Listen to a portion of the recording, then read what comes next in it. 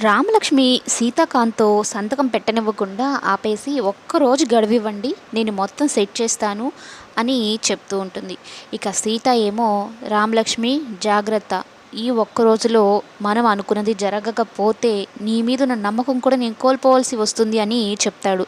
ఇక దాని గురించి ఆలోచిస్తూ వస్తూ ఉంటుంది. అటు నా భర్తని కాపాడుకోవాలి, కంపెనీని కాపాడుకోవాలి అనుకుంటూ ఒక్కసారిగా కళ్ళు తిరిగి కింద పడిపోతుంది రామలక్ష్మి.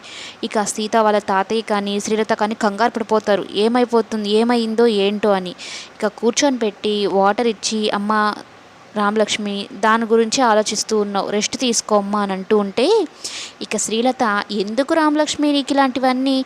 నువ్వు ఉండాలి, జరిగేటివన్నీ చూస్తూ ఉండాలి" అని చెప్తూ, "మరలా నేను బాధపడతాను, తినమ్మా, తినకపోతే ఎట్లా" అన్నట్టు మాట మార్చేస్తుంది.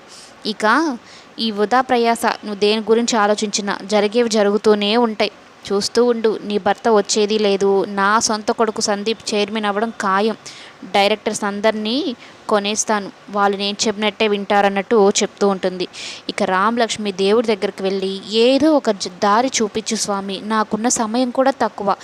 నా భర్తని కాపాడుకోవాలి, కంపెనీని కాపాడుకోవాలి, ఏదో ఒక దారి" అంటుండగా, దారి అన్న పదంలోనే రామలక్ష్మికి ఒక తెలివైన ఆలోచన వస్తుంది. అవును కదా, నమిత ఎక్కడుందో, ఎటుపోయిందో కనుక్కుంటే దాన్ని బట్టి దాన్ని ఒక బలమైన ఆధారంగా చేసుకొని నమిత చెంప పగలగొట్టైనా సరే నమితతో నిజం చెప్పించొచ్చు. ఎందుకు అబద్ధంలో చెప్పిందో కూడా చెప్పించొచ్చు. దాని వెనకాల ఎవరున్నారో కూడా నిజం బయటపెట్టొచ్చు కదా అని నమిత ఎక్కడ ఉందో అనే దిశగా అడుగులు వేయడం మొదలుపెట్టింది రామలక్ష్మి.